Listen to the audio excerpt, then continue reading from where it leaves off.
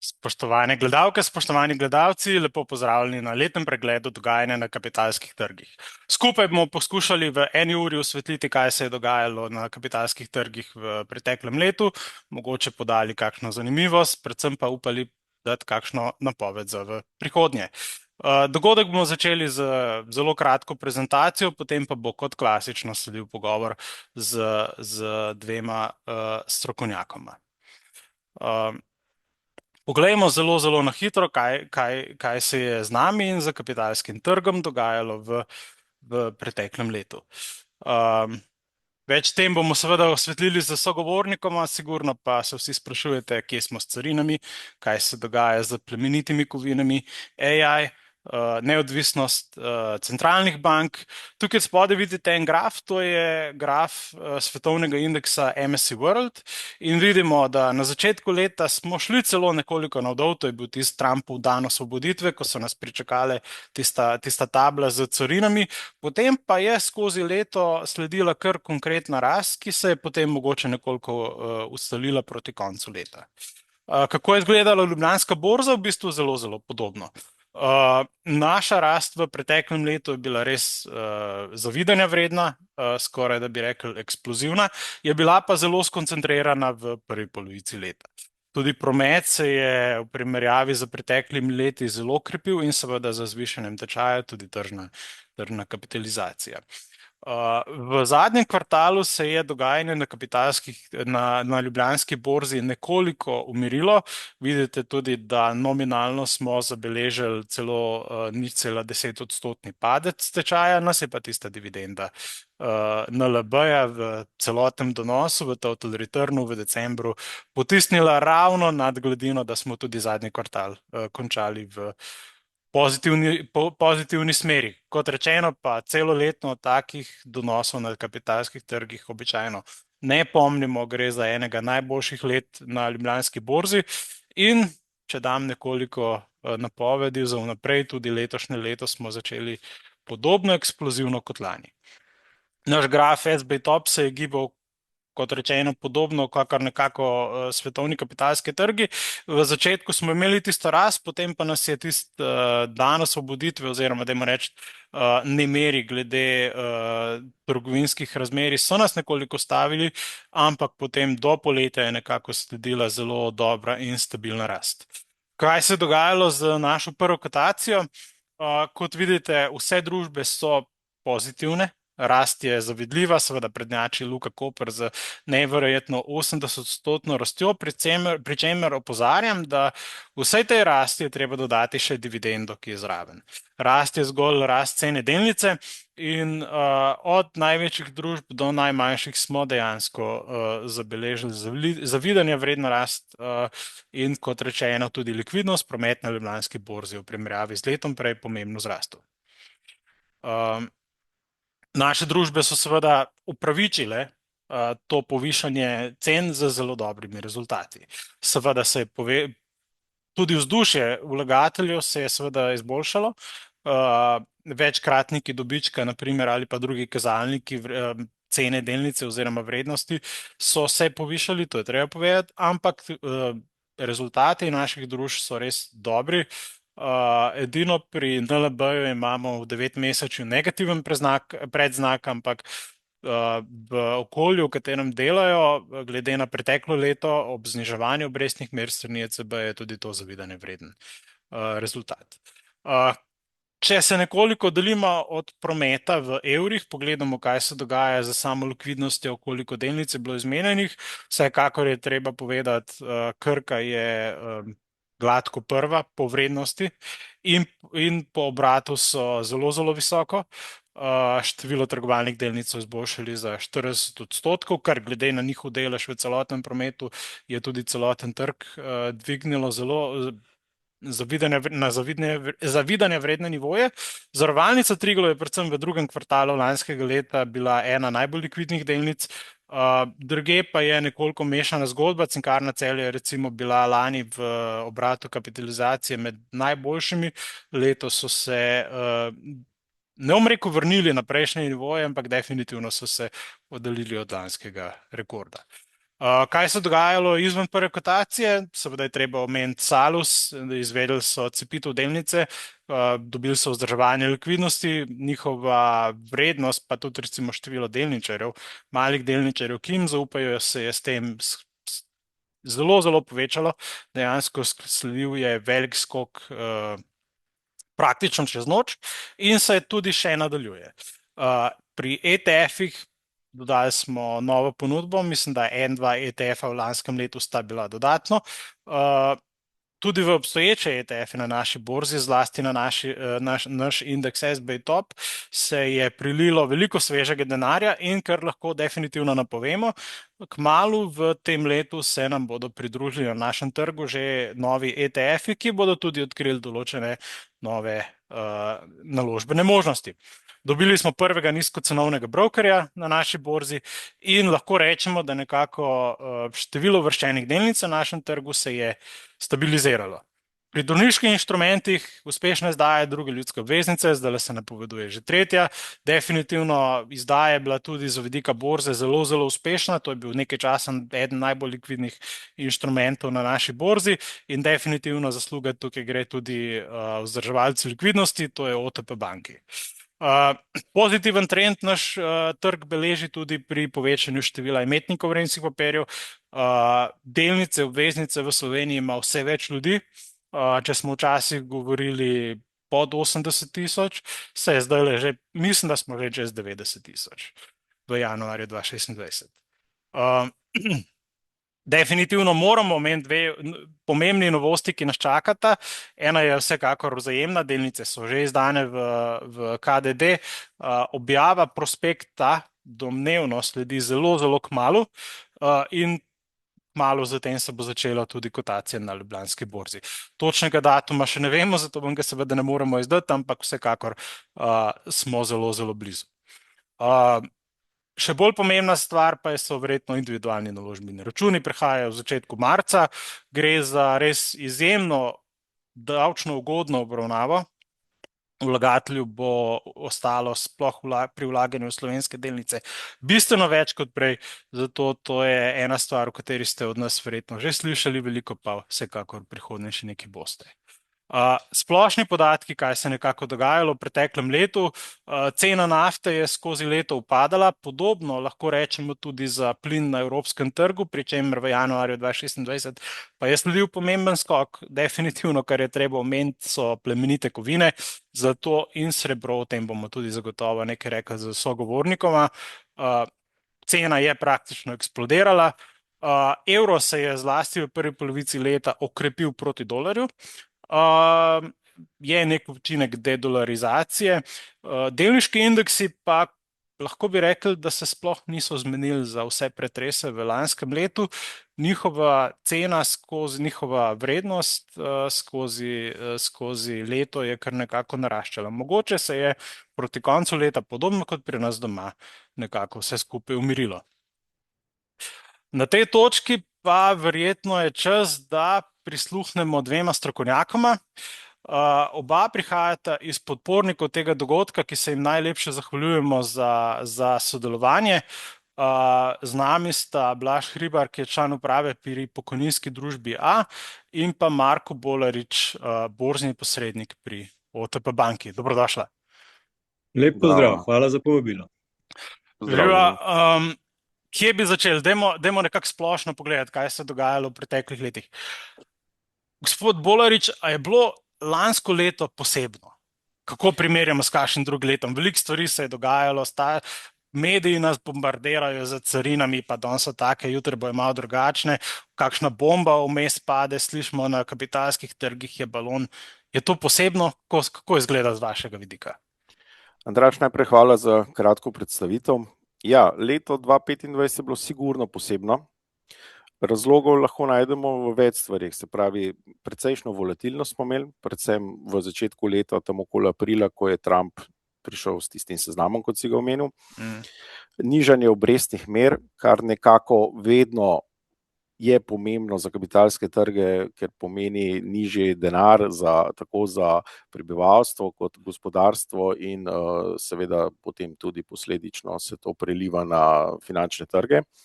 Geopolitični pretresi, tukaj lahko omenimo napad na Iran, pa kljub temu ni bilo nikakršnih nekih posledic na trgu, ne na surovinskem, se pravi naftnem trgu. So pa to prikladno naredili, mislim, da v soboto, ne, se pravi, vikendi so bolj na udaru.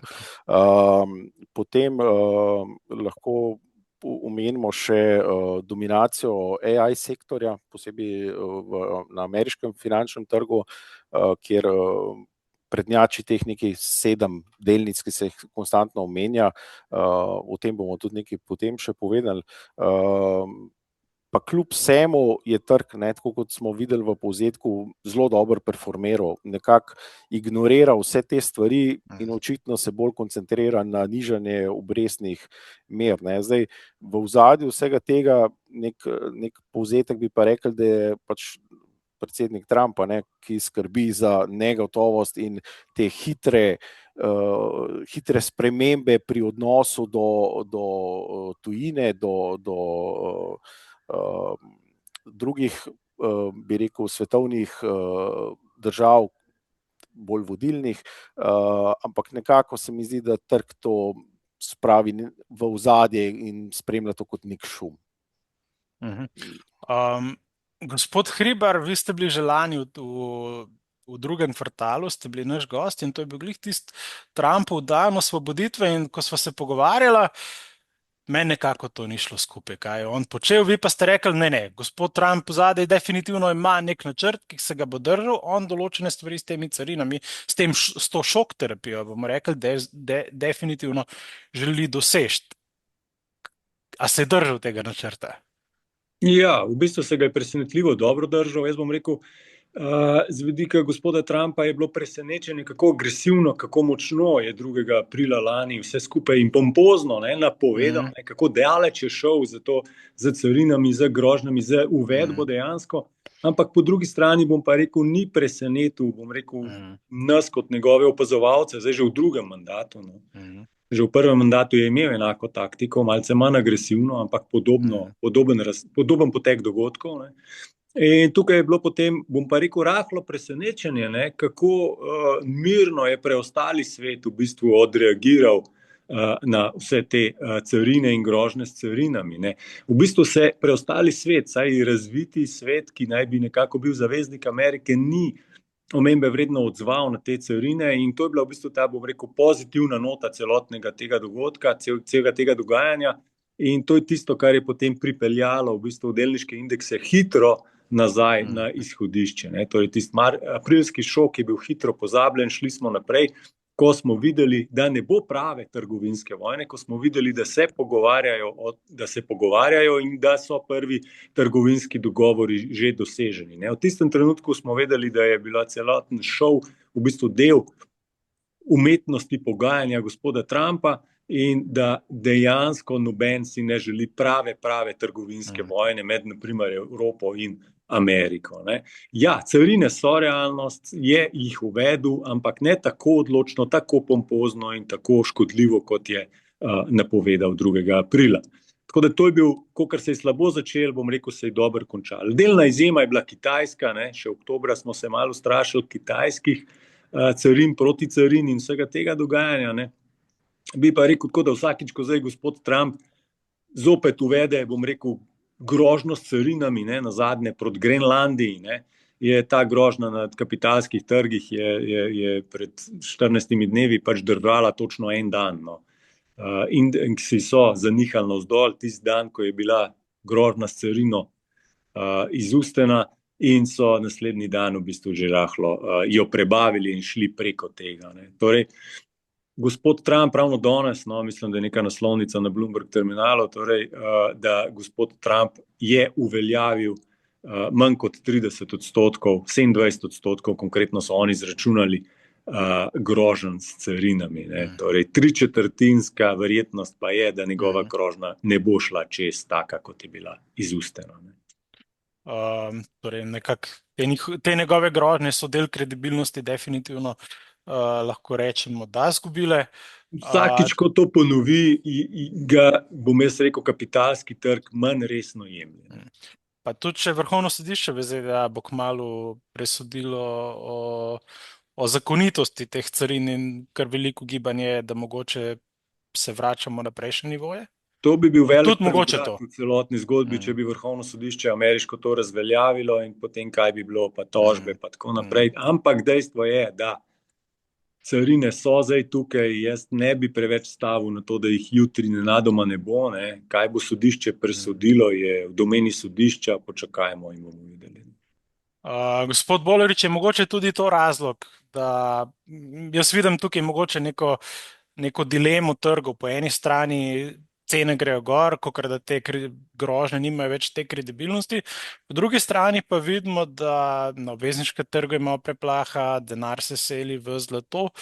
Kako gre to skupaj? Po eni strani res ta optimizem na delniškem trgu, po drugi strani pa tudi nek beg v druge asset klase. Mogoče vi vidite to malo drugače ali?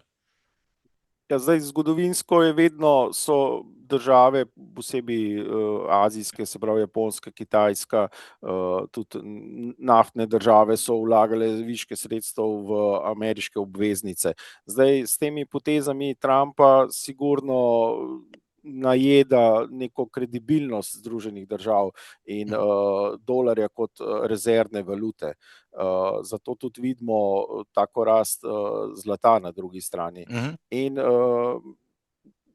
dobimo podatke, se pravi, da recimo Kitajska zmanjšuje svojo izpostavljenost do ameriškega dolga in ga pač išče drugod naložbe, se pravi, da nekako razprši svoje tveganje, kar je logično in se tudi to pozna na vrednosti dolarja do drugih svetovnih valut. Tudi, mislim, da se tudi Japonska podobno vede.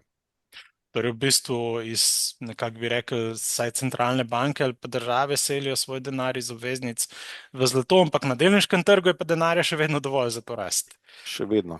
In kako je na to vplival AI? Mogoče lahko rečemo, da 2023, 2024 nora rast, navdušenje tudi nekako je še sledilo v prvem poletju lanskega leta, potem pa nekako v drugi polovici se je pa malo zapletel, bi lahko rekel, oziroma to se ni več prodajalo, kot vroče žemeljce. Tudi kazni vlagateljev so bile malo bolj previdni, so postali. Kako se je ta diskurs okoli AI naložb nekoliko spremenil? Zdaj, če gledamo pred AI-om, vedno imamo neko zgodbo skoraj. Ne. Predtem so bila električna vozila. Praktično vse firme, ki so se odločile proizvajati električne vozila, kamione, so bile čez noč vredne 10-20 milijard, pa niso prodali enega vozila. Ne. Noben točno niti ni vedel, a imajo tehnologijo za to. Slišali smo zgodbe, kako so nek kamion porinili po klancu nadol, ga posneli in pač naslednji dan je šla delnica gora. Ne. Tako da zdaj lani smo imeli pač to zgodbo, ki pa zna dlje časa trajati. Mislim, da ni to muha enodnevnica, to je enostavno je en kup neke uporabne tehnologije, s katero se srečujemo zdaj že vsi mi, vsak dan praktično pri svojem delu, nam pomaga, ti hitreje zbere podatke. Ni še najbolj zanesljiva, ampak sigurno se bo to izboljšalo. Bolj je tukaj vprašanje za ta podjetja, v katera investitorji vlagajo denar, ko želijo se izpostaviti AI trgu oziroma AI tehnologiji, ker ta podjetja imajo ogromne stroške z vlaganji. Mislim, da je predvideno v 2026 več kot 35 milijard dolarjev. To so kratkoročno so ogromne investicije, ki pa zaenkrat še ne prinašajo takih prihodkov. Se pravi, se ta podjetja ali črpajo svoje zaloge ali pa se zadolžujejo in na koncu je vprašanje, katero od teh podjetij bojo tudi monetizirali vsa ta vlaganja, da se bo to začelo kazati tudi na njihovih prihodih in dobičku. Ja, ker recimo tudi sama AI industrija, Sam Altman in tako dalje opozarjajo, naši prihodki bojo rastli, število uporabnikov se povečuje, ampak mi imamo pred sabo še taka vlaganja v takih norih številkah, ampak investitorji škrninejo v to. Donosi od nekje bojo morali enkrat priti. Mislim, to je klasična situacija, ko investitorji verjamejo v podjetja, ampak hkrati pa začnejo slej ko prej gledati tudi tisti drugi del, ne samo prihodnost, ki nekoč bo, ampak tudi neke dokaze, da ta prihodnost prihaja. Se pravi, prihodki se morajo začeti povečevati. V Ameriki so zelo pomembna kvartalna poročila, se pravi, v tem momentu veliko izdatkov, malo prihodkov slabo vpliva na kvartalna poročila in vsako odstopanje od teh pričakovanj je lahko pač kaznovano na trgu. Se pravi, če se ta zgodba začne slučajno pri katerem od teh igralcev podirati, se to kaznuje na trgu. Gospod Hribar, poslušal sem vas zdaj v januarju na enem drugem dogodku in mi je bila zelo všeč ena druga primerjava. Sej recimo internet, tudi takrat smo imeli, zdaj lahko rečemo, balon s tistim .com balon, tista internetna podjetja, pa internet se je izkazal za super stvar. Uporabljamo ga danes za vse, tudi za tale kol. Veliko vrednosti je človeštvo prinesel, ampak niso pa te vrednosti dobili tisti, ki so investirali takrat v to. Sem prav povzel? Ja, težava novih tehnologij je, da razumejo domišljijo. In nič ni oprijemljivega, vse je v prihodnosti, vse je v zgodbi, vse je v obljubah, kaj bo in kako bo to drastično pomagalo. In potem, ko nekaj pride in dejansko drastično pomaga, super, ampak takrat pogosto, ne vedno, ampak pogosto takrat vlagatelji pozabijo, da morajo imeti v mislih tudi, ali bojo te naložbe dobičkonosne. In pogosto se zgodi, da bom rekel, tej veri v to, da je to tehnološka nova rešitev, ki bo spremenila naš vsak dan, pozabijo na to vrednotenje, bi jaz temu rekel, na trezen premislek, koliko pa je to vredno. In običajno pride do navdušenja, do visoke rasti, do visokih cen, visokih pričakovanj in potem do delne ali celotne, bom rekel, streznitve, torej močnejše ali šibkejše streznitve. In to je dokaj običajen, bom rekel, tehnološki proces odraščanja na naložbenem trgu, na borznem trgu.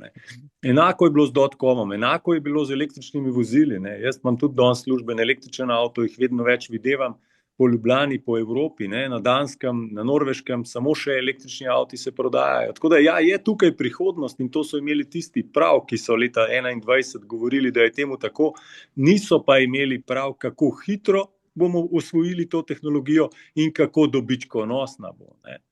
In tu je bila napaka v pričakovanjih, ne v prihodkih, ampak v dobičku. In podobno je bilo pri .com balonu, podobno je bilo pri internetu, podobno je bilo tudi, če gremo nazaj, konec koncev pri elektriki, pri letalskih družbah, pri televiziji v 60-ih, barvni televiziji v 60-ih. Skratka, vsak tehnološki napredek pripelje domišljijo, pripelje lepši nov svet in običajno grejo te zadeve predaleč, v naložbenem smislu govorim. Torej, vse je res, parna lokomotiva, železnice, elektrika, vsa elektronika, ki jo imamo doma, letala, avtomobili, vse to, ampak ob vsaki tej tehnološki revoluciji je bil sprožen naložbeni val in če si prišel na vrhu tega naložbenega vala ali pa proti vrhu tega naložbenega vala na te naložbe, si imel slabo naložbo. Moral si biti od začetka in moral si biti v zmagovalcih, pa še to, ni nujno, da je zmagovalec, še posebej pri generičnih tehnoloških prebojih, torej ko je nova tehnologija in je na voljo vsem. Tak primer recimo so letalske družbe. Letalo je bil preboj, potniška letala, letenje iz New Yorka v London in tako naprej. To je bil res napredek človeštva, dobička nobenega. Zakaj? Zaradi močne konkurence letalskih družb, ker je potrošnikov vseeno, s katero letalsko družbo leti, obe imata enakega Boeinga ali pa Airbus in na koncu se pogajaš z eno, drugo, tretjo in na koncu znižaš ceno do tega, da letalska družba obstaja, ne pa da je dobičkonosna ali pa da je tako dobičkonosna, kot smo sprva mislili. In ta bojazen obstaja pri generičnem generative AI, torej generična umetna inteligenca in umetno inteligenco danes lahko marsikdo naredi, če ima, kar je pa ključno, ne, na to številni pozabljajo, če ima bazo podatkov, če ima bazo znanja. Ne. Na odprtem internetu jo lahko naredijo Francozi, Kitajci, DeepSeek, Francozi, Mistral, Američani, OpenAI in tako naprej. Kdor pač ima procesorsko moč. Ne. Tako da tukaj bi jaz opozoril na to, da profitabilnosti ni pravilna tema, da je podobno dot-com balonu, ne, podobno drugim tehnološkim revolucijam in da naložbe, take naložbe so tudi tvegane. Tudi če bomo vsi uporabljali orodja za umetno inteligenco, ne, je lahko to zelo slaba naložba. Zakaj obstaja verjetnost? Zato, ker večina ljudi, ki nas danes posluša, ne, je slišalo za ChatGPT, ga uporablja verjetno, Grok, ne vem, DeepSeek, karkoli pač že uporabljate, ampak zelo malo za to plačuje. Ne. Večina ljudi ga uporablja za ston ali pa za cenejšo najemnino, ne, torej naročnino, $20 na mesec, recimo neko podjetje da. To so male številke. Ne. In ko pogledamo te številke v primerjavi za stroški teh podjetij, ne, se temu reče kurjenje denarja vlagateljev. Ne. In ja, ta podjetja dobesedno kurijo denar, ga bodo še leta po njihovih napovedih, ne, a kljub temu, ne, zahtevajo visoko vrednotenje. Visoko vrednotenje zakaj? Zato, ker rabijo nov denar, nove vložke kapitala, da sploh lahko obstojijo oziroma tako močno vlagajo naprej, da grejo po tej poti, ki so si jo začrtali. Ne. Tako da, koliko bo profitabilno, kdaj bo profitabilno, to so ključne teme, bi jaz rekel, že zdaj, ne, in bodo tekom naslednjega leta še bolj, po mojem mnenju, pomembne. In vzporednica z električnimi vozili ali pa z dot-com balonom se mi zdi precej iskreno na mestu, kot jasno opozorilo, da je tudi ta scenarij seveda možen. Mogoče še to, ne, ChatGPT je ravno uvedel cenejšo naročnino po $8 v Ameriki, ne, in napovedal, da bo začel z reklamami, z uvajanjem reklam v zastonsko različico in to $8 pocensko različico. Ne. Če ne boste hoteli imeti reklam, boste mogli plačevati $20. Jaz mislim, Netflix. Kle je nek poraz, bom tako rekel, Altmana pa OpenAI, ker dolga leta, to še lani so govorili, da reklame pa res ne bojo imeli, to je ta zadnja stvar, oni nadgrajujejo človeštvo, rešujejo človeštvo in tako naprej, ne, velike besede so uporabljali. Zdaj pa enostavno počasi prihajajo računi, ne, za te velike besede in denarja, kot zgleda, malce zmanjkuje. No. Bomo videli, zdaj, trenutno so na roadshowu, ne, predvsem v arabskem svetu, razlagajo, kako dobro jim gre na prihodkih, na uporabnikih. Ne. Zaenkrat še nismo nič slišali o dobičkih. Je pa, ne, lanski november, mimogrede, je bilo jasno opozorilo in močen strah se je razširil glede nad profitabilnostjo početja vseh akterjev v povezavi z umetno inteligenco. Ključen je strošek za ogromne datacentre, za procesorsko moč. Tam gre ogromno čipov, ki so ekstremno dragi in kratkoživi, torej imajo življenjsko dobo 3 do 5 let običajno. In te stroški so res, ko preračunaš, to res ogromni stroški. Torej, moje mnenje je, da ali bomo mogli vsi začeti po €150 na mesec plačevati za umetno inteligenco, ker brez nje ne bomo mogli živeti, ali pa to, kar počnejo, te zneski enostavno ne bojo dovolj profitabilni, da bi ti, ki so v zadnjem času vlagali v umetno inteligenco, bili ustrezno nagrajeni. Tako da jaz bom rekel, eno od ključnih tveganj za 2026, 2027 vidimo ravno v razpletu zgodbe AI. Dejansko navijamo za pozitiven razplet, ne, ker kakršenkoli negativen ali pa rahel odklon od visokih pričakovanj bi pomenil močno znižanje vrednosti ne samo tehnoloških delnic, ampak generalno tudi obseg teh investicij je tako ogromen, da se ga meri v odstotku BDP in koliko je Ameriki pomagal pri rasti BDP-ja v zadnjem letu. Ne. In tukaj vam to pove, da če je to eden glavnih generatorjev gospodarske rasti največje ekonomije na svetu, ne, potem pač, če gre kaj narobe, bojo posledice globalne. Ne. Jaz bi tukaj opozoril še na nekaj, ne, sem že kar nekaj let v službi, torej na borzah, ne, skrbim za premoženje ali pokojninski skladi ali vzajemni skladi prej. tudi leta 2008 se spomnim komentarjev v Sloveniji, ne, da kaj se dogaja z ameriškimi hipotekarnimi obveznicami in njihovimi cenami hiš v Las Vegasu in Kaliforniji, da to nima nobene veze, ne, za Slovenijo, da Slovenija je pač nekje na drugi strani in da mi dobesedno smo ok, nimamo povezave. Ne.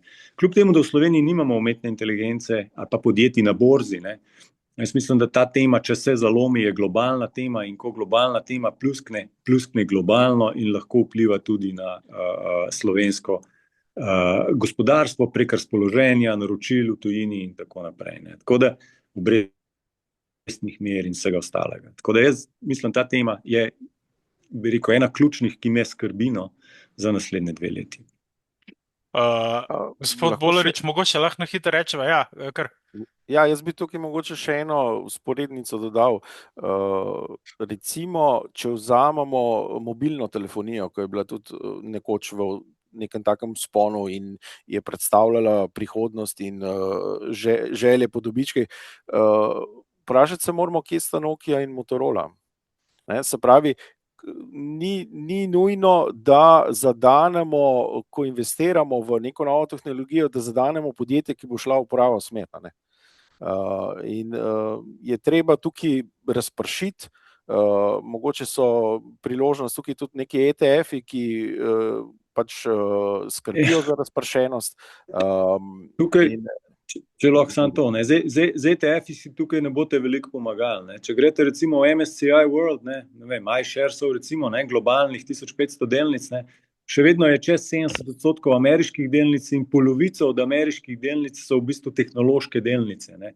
Ali direktno tehnološke, ali pa posredno tehnološke, kot Google, Amazon, Meta in Uber recimo. Tako da v bistvu ta tema, ne, kjerkoli ste v bistvu na delniškem trgu globalnem, ne, se vas dotika, ali direktno prek deleža, torej če ste v ETF-ih globalno razpršenih, imate veliko tehnoloških delnic, ne se misli, da ne.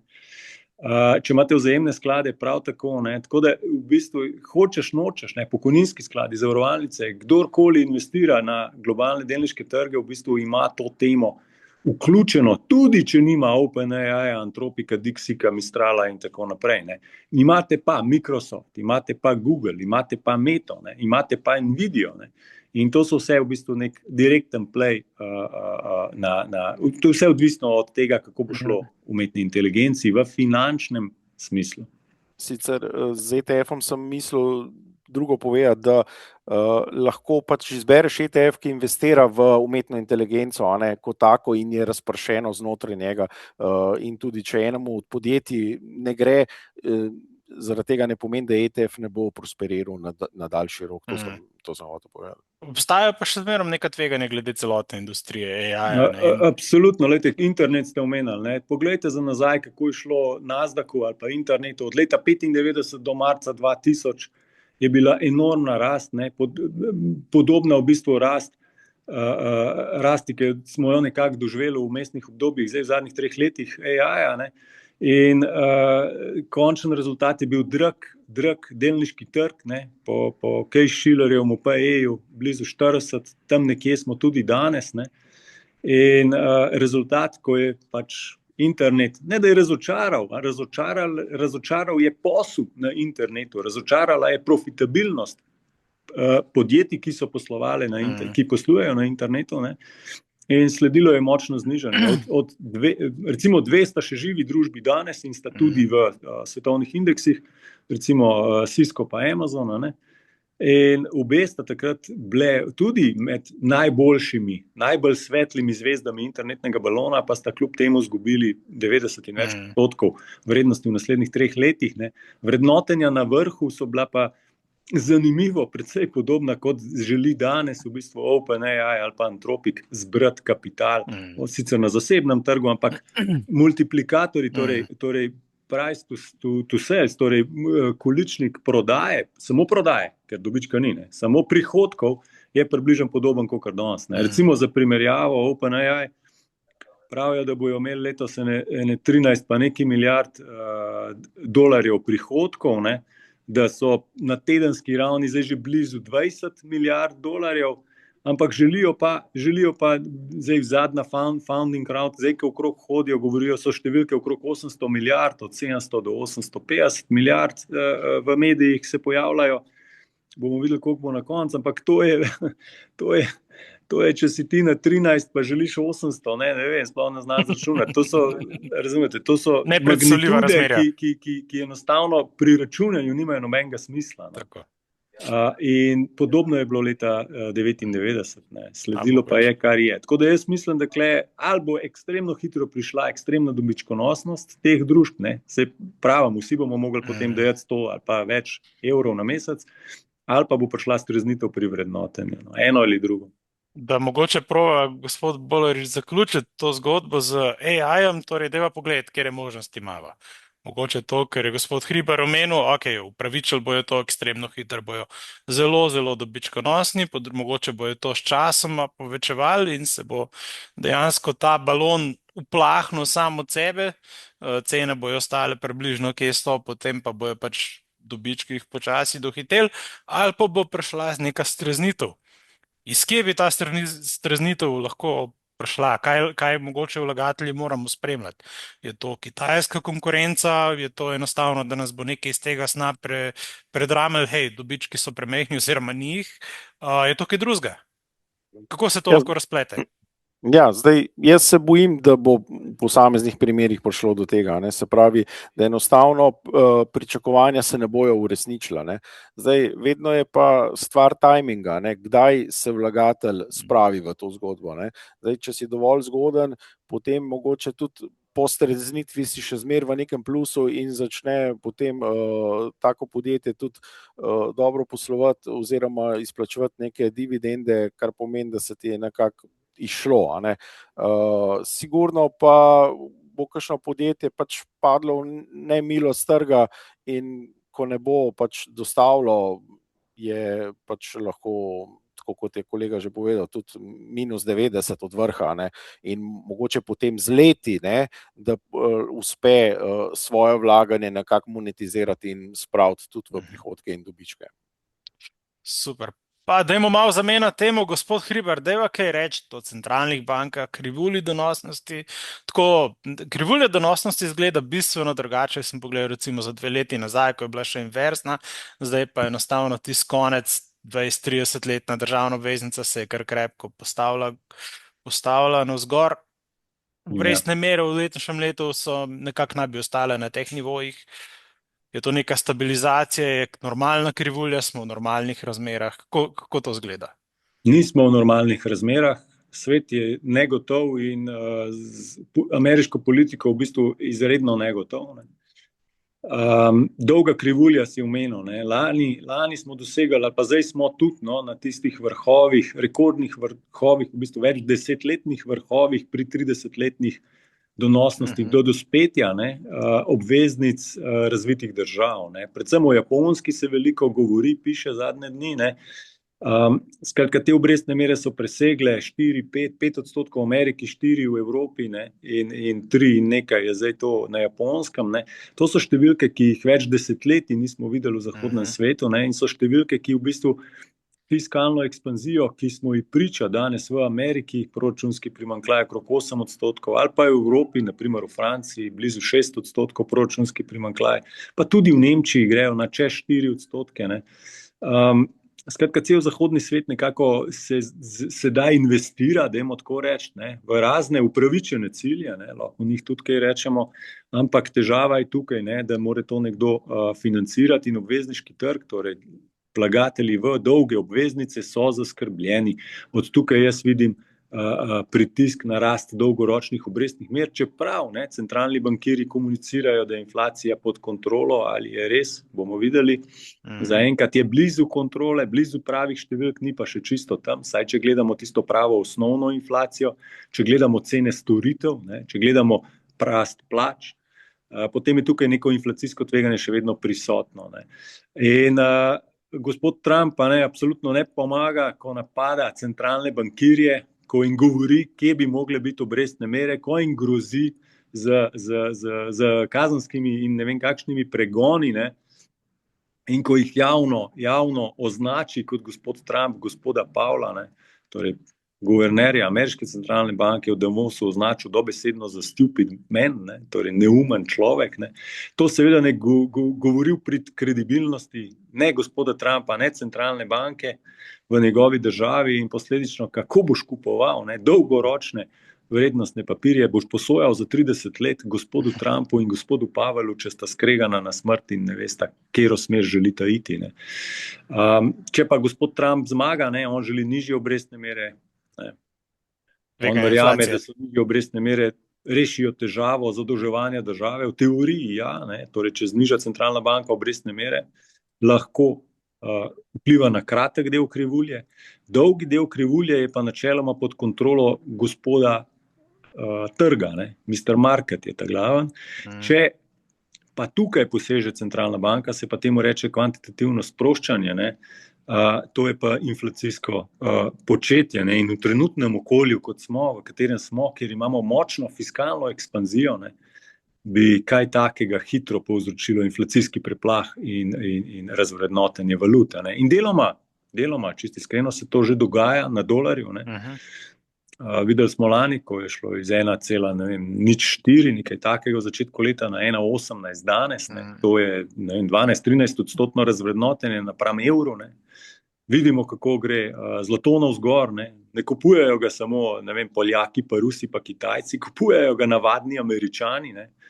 Ker ne želijo, da se razvrednoti njihovo premoženje v dolarjih. Ne? In tukaj vidimo vse te strahove, ne? Zato pravim, svet ni stabilen, ni gotov in od tu dvig premije za tveganje pri dolgoročnih obveznicah.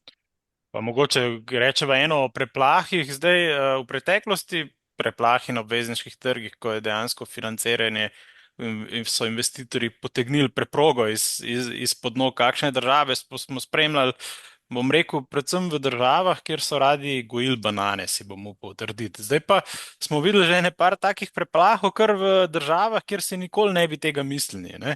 Recimo par let nazaj, tisto napovedano znižanje davkov strani Liz Truss v Veliki Britaniji, lani je kar pri Franciji bilo veliko strahu, ki so jih zdaj poflikali za silo. V začetku tega leta je bila Japonska, torej tudi razvite države s to svojo fiskalno ekspanzijo in z nivojem tega javnega dolga so postale občutljive na mnenje Mr. Marketa. Ja, obvezniški trgi so zdaj zaskrbljeni ne nad Južno Evropo, ne nad Srednjo Evropo kot 10 let nazaj, 10 let pa nekaj let nazaj od zadnje evropski državni dolžniški krizi, tudi Slovenijo takrat. Ne. Zdaj so ravno te države, Južna Evropa, Srednja Evropa, v bistvu najbolj, kako bi rekel, najboljši učenci, najlepši po mnenju kapitalskega trga, posledično tudi te trgi, najbolj donosni. Mimo grede, lani ni bila samo Slovenija donosna, ki si omenjal 50%. Res je Slovenija ena najdonosnejših na svetu, ampak v družbi Slovenije, bom tako rekel, so tudi druge borze v Srednji Evropi, druge borze v Južni Evropi. Torej, če ste lani imeli delnice španskih podjetij, italijanskih podjetij, grških podjetij, madžarskih, čeških, poljskih podjetij, Bolgarija, Romunija, če ste imeli te delnice, potem ste naredili podobno dobro kot z slovenskimi delnicami. Slovenija ni v nekem vakuumu v tem svetu, ampak je del širšega sveta in naša regija, bom tako rekel, v gospodarsko-finančnem smislu je bila lani izredno privlačna.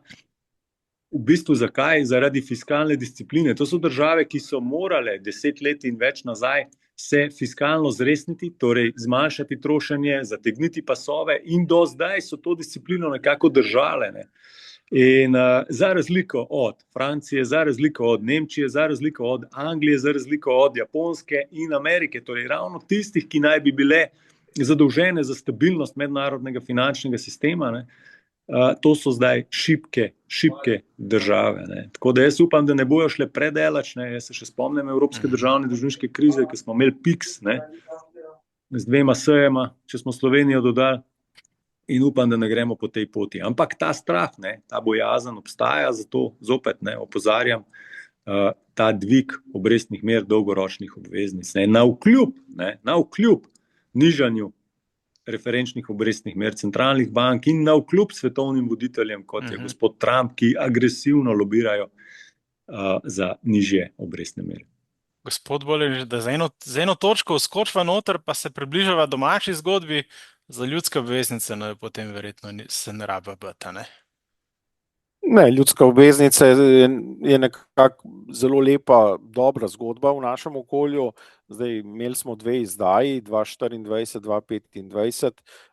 Ljudje so se precej dobro odzvali, povpraševanje je bilo veliko, obrestna mera je bila privlačna, nekoliko više kot sicer na trgu, in gre po drugi strani tudi za učenje prebivalstva, da obstajajo alternative klasičnemu varčevanju na banki ali pa v nepremičninah, ne? Da se jim približa ta del, in tukaj je bilo narejenega kar veliko in tudi kar neki bombončkov, bi rekel, takih sladkih, da so se ljudje lažje za to odločili. Se pravi, tako davčni vidik, kot pač tudi lepa obrestna mera, ne. Ampak, ko se pogovarjamo o teh preplakih, verjetno ljudska obveznica zaradi dobre bonitete naše države, predvsem pa kratkoročnosti, ne bo, cena ne more kaj dosti zanihati. Zdaj, to je že Blaž nekaj povedal malo pred tem, ne, da mi spadamo med te države, ki imajo dosti dobro porihtano to politiko zadolževanja in na drugi strani kratkega roka teh obveznic, tako da tukaj neke bojazni ni. To vidimo tudi na trgu, kjer obe obveznici kotirata nad 100%.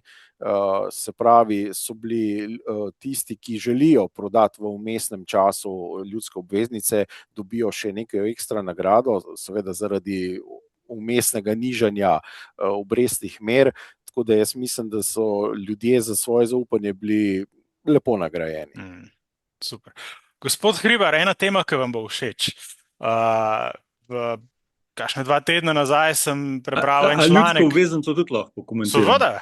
No, glede slovenske države, ena redkih, ki je bila lani 2-krat strani 2 bonitetnih hiš, od 3 glavnih, pohvaljena z dvigom bonitetne ocene. In kar se proračunskega primanjkljaja tiče, pričakovanj, planiranje tam nekje 2,7-2,8% BDP, ne, kar je v bistvu zelo zgledno v primerjavi z drugimi evropskimi državami, evrskimi državami, ne. In bom rekel, v sklopu bolj pridnih učencev evropske fiskalne discipline. Temu ustrezno, ne, kotirajo tudi kratkoročne slovenske obveznice v primerjavi z drugimi državami evroobmočja, ne, torej v zgornji tretjini.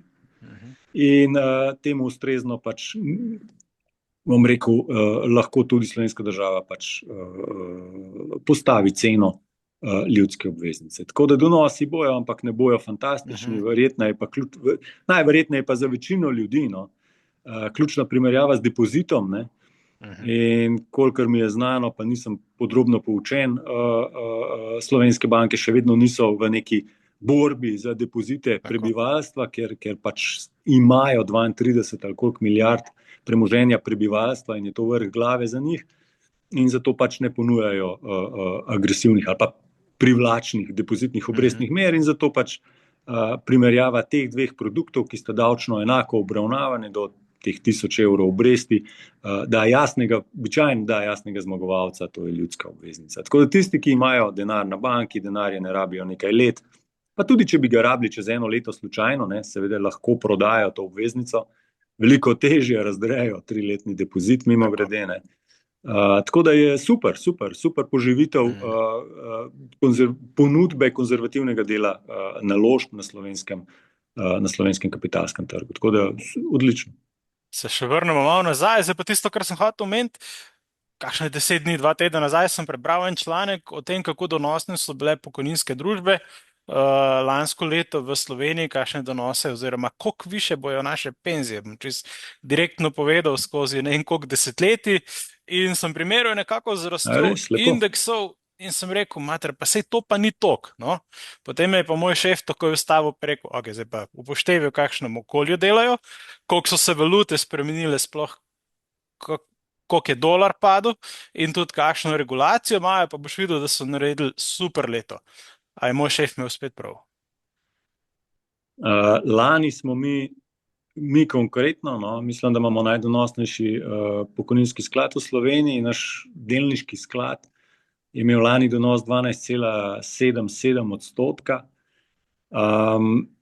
Tudi drugi so super delali, se nam narobe razumeli, ne, večina njih. Samo pač v ciljnem šprintu smo bili za malenkost, kakšen centimeter ali pa dva, smo imeli sreče, da smo prišli prvi čez cilj. Je za 3,5 odstotne točke premagal referenčni indeks, ki je pač osnovno vodilo našega upravljanja premoženja. Razlogi so bili pa v bistvu zelo enostavni, o katerih se pogovarjamo. Nismo bili navdušeni nad AI-jem. AI je lani v bistvu zelo trpel, marca zelo trpel, v bistvu vse do novembra zopet zelo trpel, kot naložba. Nismo bili navdušeni nad gospodom Trumpom in Ameriko generalno, ne. Torej smo se umikali v Evropo, smo se mikali v Slovenijo, ne. Smo iskali priložnosti bom rekel, moči Evrope, torej v industriji, v bankah, ravno tam, kjer je bilo tudi ugodno vrednotenje, v regijah, ki so bile malo zapostavljene. Torej, tudi smo imeli italijanske pa španske banke, ne, recimo, ne, zelo donosno lani. Tako da tukaj smo imeli nekaj sreče, strategije, analize, doslednosti, vse skupaj je dal ta rezultat in na to smo zelo ponosni. Tako da, kar se pa tiče, ne vem, Amerike ali pa Magnificent Seven, ne, je pa lani ameriški S&P 500 je lani naredil 3% v evrih. Ne. Tako da, z tega vidika, ne vem, s čim točno si primerjal, no, ampak če ne primerjaš ravno tako, da narediš tabelo najbolj donosnih stvari, ne, pa rečeš, zakaj nimam une najbolj na vrh, ne, če začneš na začetku leta si postaviš, kaj boš premagal in potem to premagaš, ne, je to lahko velika številka. Drugače 3,5 pa pol, ne, na recimo 100 milijonski sklad je 3,5 milijone evrov, ne, več prihrankov zaradi našega dela. Tako da na ta rezultat iskreno lani je bilo odlično leto za naše upravljanje, zelo dobro leto zopet za delnice generalno, že tretje leto zapored, ne. In tako da mislim, da so naši vlagatelji pa vlagatelji za dodatno pokojnino v Sloveniji generalno lahko zelo zadovoljni z zadnjimi leti. Odlično. Gospod Bolerič, dajva se medva prestaviti na eno zelo vročo temo, ki je se začela lani, pa se letos še bolj nadaljuje, to so pa seveda plemenite kovine. Zato srebro, tudi platina, litit, cene komoditija, tega to leti v nebo, trend, kar še traja. Kaj nas vodi v to? A lahko probava to racionalno razložiti?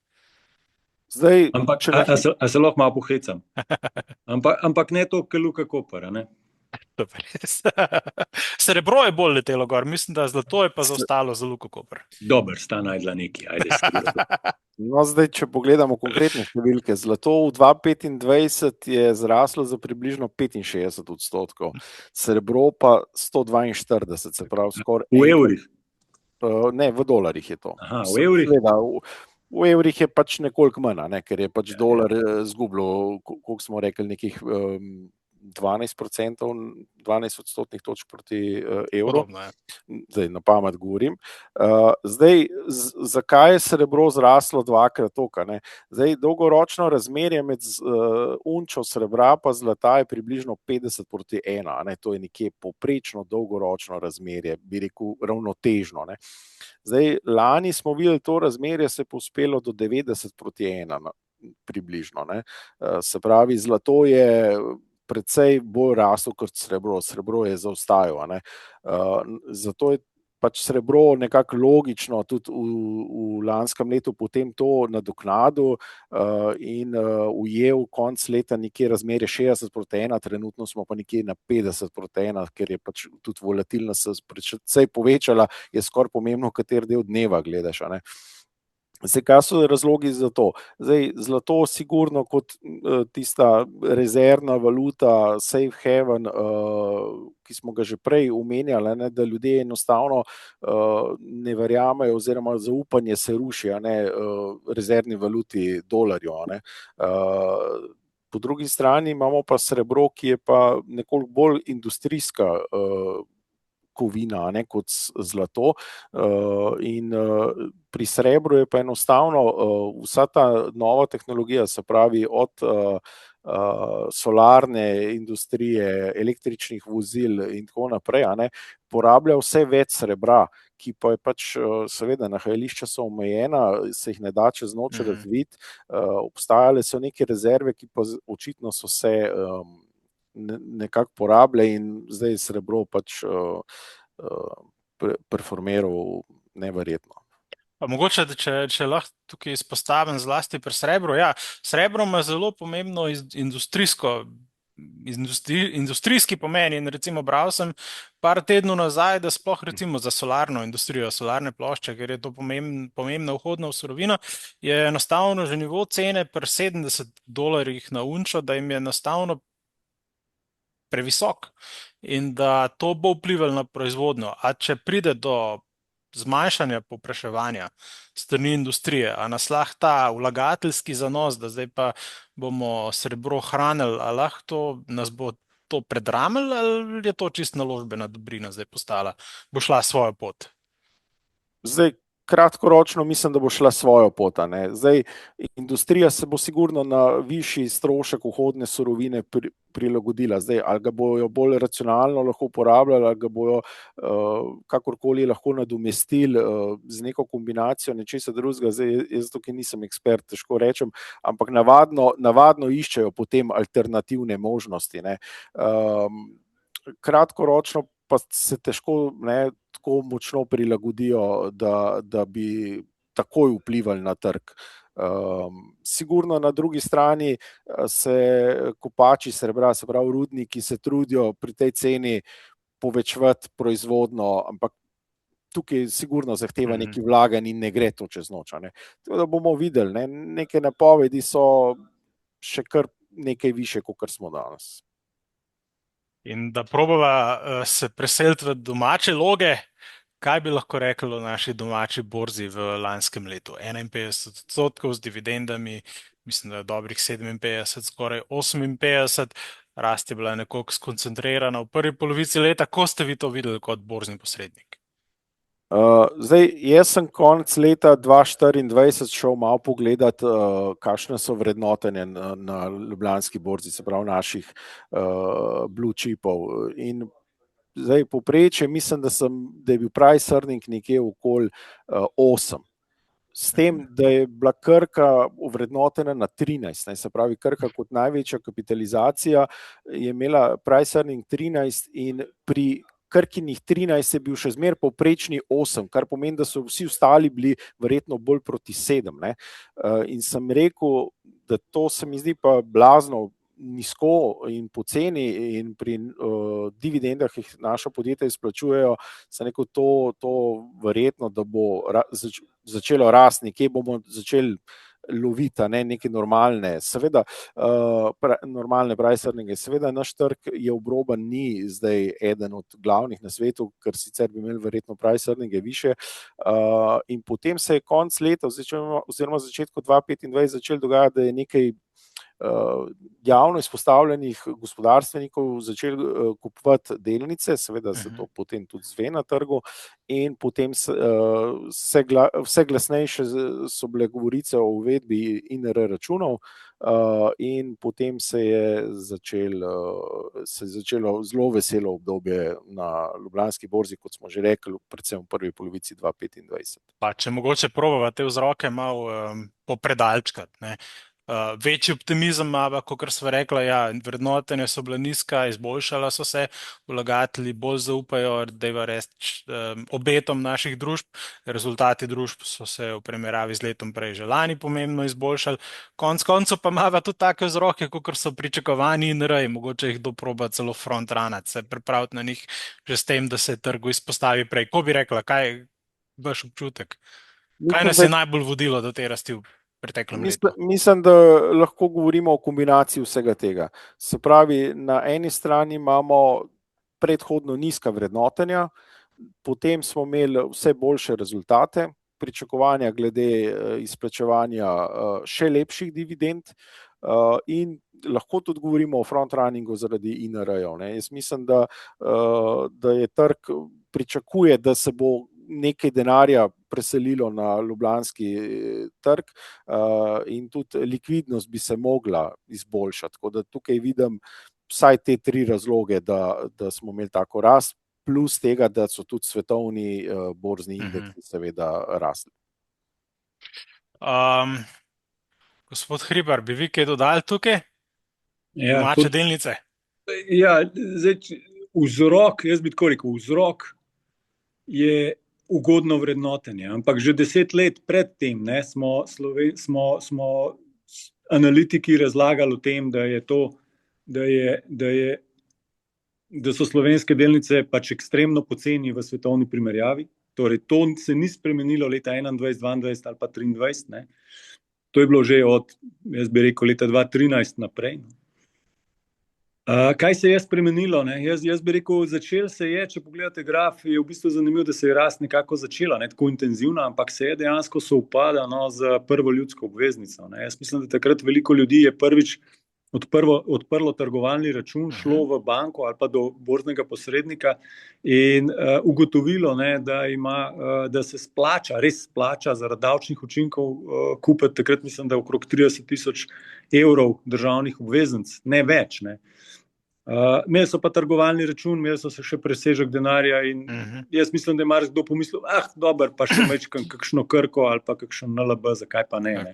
In jaz mislim, da se ta zgodba v bistvu, da je bil to prvi povod. Pa smo pa dobili drugo ljudsko obveznico, dobili smo INR-je in vse to skupaj.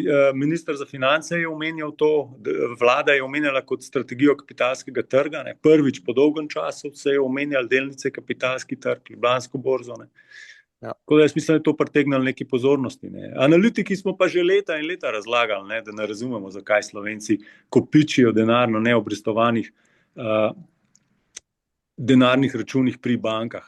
Pa še en glaven motiv je bil. Jaz mislim, da so ljudje ob visoki inflaciji v letu 2021, se mi zdi, pa 22, pa 21, pa 23, skratka, en let je bilo 10%, drugi 2 leti po 5%, to je bilo skupaj čez 20% razvrednotenje denarja Slovencev na bankah. In jaz mislim, da je to marsikdo takrat razumel in mogoče malo začel razmišljati, da bi pa kaj oplemenitil vseeno ta denar na banki. Tako nekako grejo, bi jaz rekel, skupaj te sklopi. Če pa damo zraven še geopolitiko, smo pa nekaj o tem že rekli, da je Sell America bila ena močna naložbena tema v lanskem letu. In potem, ko nekaj prodaš, moš nekaj kupiti, in takrat lahko seveda pride v tvoj domet tudi Srednja Evropa, Južna Evropa in znotraj tega morda tudi Slovenija. Nimam pa podrobnih podatkov, da bi to res utemeljil. Argumentiram pa to s tem, da so podobno donosnost v letu 2025 dosegle tudi druge južnoevropske pa srednjeevropske borze. Torej od 40 do 50%. Mogoče, če ostaneva pri ljudski obveznici, a bi si upal napovedati, kakšno obrestno mero bi mogla država ponuditi pri tretji, ki menda sledi kmalu, da bi bil podobek znesek kot lani. Zdaj, v preteklih 2 izdajah mislim, da smo dobili poleg tiste obrestne mere, ki naj bi jih pri tej krivulji takrat prenesla običajna državna obveznica, še nekaj pribitka zraven državljanja. Je tako? Tako, jaz mislim, da tudi tokrat lahko pričakujemo nekaj pribitka, neko nagrado in spodbudo za državljane. Tako da jaz pričakujem nekje med 2,45 in 2,50. Mislim, da sem tudi zasledil druge napovedi, da nekje podobnega se pričakuje, kar je logično glede na donos siceršnji na naše obveznice. In OTP verjetno boste nadaljevali svoje delo. Zdaj, bili ste zelo uspešen vzdrževalec likvidnosti. Lanska ljudska obveznica, druga izdaja, mislim, da v drugem kvartalu lani je bila drugi ali tretji najbolj likviden inštrument pri nas. Seveda, OTP se je angažiral na tem področju, z veseljem to počnemo, ker mislimo, da je pomembno, da imajo vlagatelji tudi možnost naknadnega izstopa, ker sigurno nekdo pač v 3-letnem obdobju tudi ta denar potrebuje in da dobi za prodajo svojih obveznic neko pravo, fair ceno, in na drugi strani lahko tudi posamezniki, ki so zamudili izdajo, kasneje tudi vstopijo v tako obveznico. Skratka, likvidnost je kot pri vsaki stvari na borzi zelo pomembna. Bom rekel še eno vprašanje, ki mene zelo muči. Kaj se pa mora na tem svetu premakniti, da se nam pridruži na tem trgu še kakšna korporativna obveznica, torej od kakšnega slovenskega podjetja, ki bo tudi bilo pripravljeno si sposoditi denar od nas fizičnih oseb? Kje je težava, da tega nimamo? So stroški, davki, regulativa, nam manjka poguma?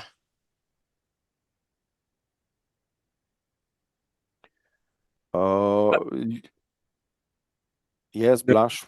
Izvoli. V redu, hvala. Težka naloga, probaj ti prvi. Bom poskusil. Nemogoče vprašanje. Nemogoče ne, težka naloga. Zdaj, če izhajamo z tega, ljudska obveznica je pač seveda državna obveznica in je bilo to dobro skomuniciran, reklamirano strani udeležencev trga, učenje prebivalstva, alternativa, tako kot smo že vse omenjali. Za korporativno obveznico pa jaz ta moment še ne vidim pogojev. Načeloma te korporativne bi bile manjše izdaje, kar bi bila potem sekundarni trg, se pravi, bi bila problematična likvidnost in vse to potem pomeni tudi manjšo privlačnost za vlagatelje, kar pomeni, da se tudi sama korporacija, podjetje ne bi tako zlahka odločilo, da bi šlo v izdajo, ker bi mogli dati višjo obrestno mero. Edino možnost, ko jo vidim, pa mogoče, če bi se tega lotili neko podjetje, ki je bolj v državni lasti, večje, kjer bi šlo za večjo izdajo, bi bilo potem poskrbljeno tudi za likvidnost in pa višjo varnost na drugi strani. Zdaj, upam, da sem nekako na moje najtežje vprašanje nekako poskušal odgovoriti. Še moje, jaz sem pa kupec podjetniških obveznic. Mi smo pa pokojninski sklad, torej mi kupujemo obveznice. In v bistvu v zadnjih letih smo pokupili vse podjetniške obveznice, ki so bile v Sloveniji izdane v enem delu. Torej mi kupujemo do 10% izdaje in v bistvu si želimo čim več lokalnih izdaj. Sta dva razloga. Eno je, da ponavadi podjetja malo poznamo, okolje poznamo, nam je malo lažje to zanalizirati. Drugo je, da imamo dostop do informacij. Tretje je pa v bistvu to, da so manjše izdaje in običajno, tako kot je povedal, so manj likvidne. Ta manjša likvidnost, manjša znanost v javnosti samega podjetja pa prinese višje donose, višjo obrestno mero. Torej ni res, da podjetje ne more izdati 30 milijonske obveznice v Sloveniji, jo lahko mimogrede izda z lahkoto. Je pa res, da ne bo zastonj. Torej, obrestna mera mora biti primerna majhnosti, mora biti primerna nelikvidnosti in neznanosti, bom tako rekel, v širši javnosti tega podjetja.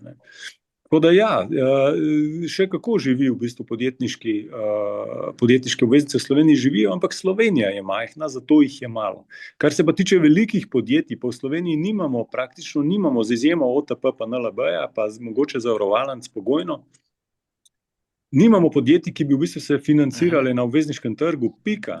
Se financirajo, ker so manjša podjetja, se financirajo preko bank, ali pa preko nekih, bom rekel, lokalnih izdaj, manjših izdaj podjetniških obveznic. Zakaj? Zato, ker če govorimo o Krki, Krka nima dolga. Zato ne izda obveznice, ker nima dolga. In potem pridemo do bank, do zavarovalnic, pa počas konec, kar se tiče Ljubljanske borze. In zato ni obveznic, ker jih ta podjetja, velika slovenska podjetja v bistvu ne potrebujejo. Sploh v zadnjih 15 letih so se razdolžila in tukaj ni povpraševanja po kapitalu, po dolgu z njihove strani. Če pa je, pa prosim, mi smo tukaj, pokojninski skladi smo tukaj, zavarovalnice so tukaj, fizične osebe vidimo, da če je dobra ponudba, z veseljem kupijo tudi obveznico. In to se vse da na slovenskem kapitalskem trgu. Ni res, da se ne da, vse da. Odlično. Zabredli smo že v drugo uro našega pogovora in tudi zabredli smo že v leto 2026. kaj bi si vedno upala napovedati? Gospod Bolerič, kaj boste vi gledali v prvem kvartalu, zdaj tretjina ga je že skoraj konec, kaj vas bo kot celoto v tem letu zanimalo, kaj boste najbolj spremljali na kapitalskih trgih? Kaj bo tisti signal, ki vam bo dal zdaj pa treba nekaj narediti?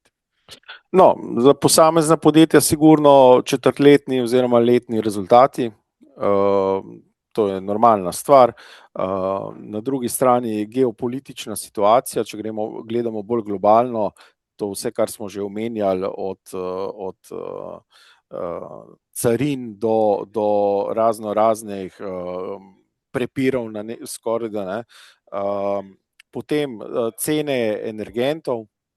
Mislim, da je to zelo pomembno, posebej za določene industrije, recimo kot je kemična industrija, imajo kar težave zaradi situacije na trgu energentov, posebej v Nemčiji, kjer seveda so šli v ukinjanje teh jedrskih elektrarn prehitro, preveč čez noč in zdaj seveda s to situacijo s plinom imajo težave. Potem, če gledamo Slovenijo, bomo imeli tudi volitve, a ne? Sigurno se lahko tukaj tudi kakšna politična usmeritev spremeni in pa pojav česa nepričakovanega, ne, na koncu koncev. Recimo v 2020 januarja smo za COVID sam slišali in smo rekli, še ena ptičja gripa, o kateri ne bo noben čez 2 meseca nič več govoril, ne. Konc februarja pa smo bili zaprti praktično čez noč. Ja. Gospod Hribar, zakaj bi si pa vi upali dati roko v ogenj? Prihodnost je neznana, to je čar tega, kar mi počnemo, ne. Tako da samo ocenjujemo in razmišljamo o raznih tveganjih ali pa priložnostih. No. Jaz bi rekel tako, no, svet je izredno negotov, ne, vrednotenja na delniškem trgu, še posebej v tehnološkem sektorju, so izredno visoka, tako da ta tehnološki sektor, AI, vse to, iskreno me zelo skrbi z vidika vrednotenja, ker sem dolgoročni vlagatelj, ne za jutri, ampak za naslednja leta. Skrbi me fiskalna nevzdržnost trenutnega početja, trošenja investicij, ne. Proračunski primanjkljaji, ki zgodovinsko daleč presegajo vse normalne norme, noben več ne ve, kaj je to maastrichtski kriterij, ne, da je to 3%, da smo se zavezali, da ne bomo šli čez to. Danes Evropska komisija pravi 1,5% BDP, vam damo odpustek, kolikor je to za oboroževanje, ne. Ni problema, ne. Živimo v svetu, kjer je, bom rekel, samostojnost definirana, manjka Evropi samostojnost, ne, kle vidimo mi priložnost, čisto iskreno, ne. Evropa ni energetsko neodvisna, ni tehnološko neodvisna in tukaj vidimo in ni varnostno, ne, neodvisna, torej obrambno neodvisna. Torej, rabimo poskrbeti, bom rekel tako, za obrambo, tukaj so priložnosti, rabimo poskrbeti za energijo, tukaj so priložnosti, rabimo biti bolj tehnološko neodvisni, tukaj so priložnosti. Torej, jaz bi rekel, Evropa ima nek zagon, mi tle vidimo neko, bom rekel, privlačnost relativno na Ameriko in njihov tehnološki balon. To je to, tako da zanimivo bo, gospod Trump bo še vedno z nami. In v bistvu bom tako rekel, no, odkar je gospod Trump prišel na sceno, ne, malo za heco, malo za res, ne, slovenske delnice delajo najboljše na svetu, ne. A je kle kakšna povezava, ni, določite sami, ne, mogoče ima Melanija kaj zraven, če se malo. Ne smemo povedati. Naj tako ostane, no, glede na to, da je to webcast od Ljubljanske borze, ne, naj samo tako se nadaljuje. Je res. Spoštovana gosta, bi še kaj omenila za konec? To je to. Najlepša hvala za povabilo, z veseljem, vedno. Ja. Tako, hvala za vabilo. Zahvaljujem se obema gostoma, Blažu Hribarju, članu uprave pri pokojninski družbi A in Marku Bolariču, borznem posredniku pri OTP banki. Seveda OTP banka in pokojninska družba A sta obe inštituciji sta stalnica našega kapitalskega trga in tudi naših dogodkov. Seveda pa najbolj se zahvaljujemo ven, spoštovani gledalci, hvala, da ste bili z nami, seveda pa vabimo vas na naše prihodne dogodke, takoj v začetku marca, ko pridajo končno dolgo pričakovani računi, bomo zelo, zelo aktivni, v živo, v Ljubljani in tudi preko spleta. Pa še mogoče ena majhna prošnja za konec.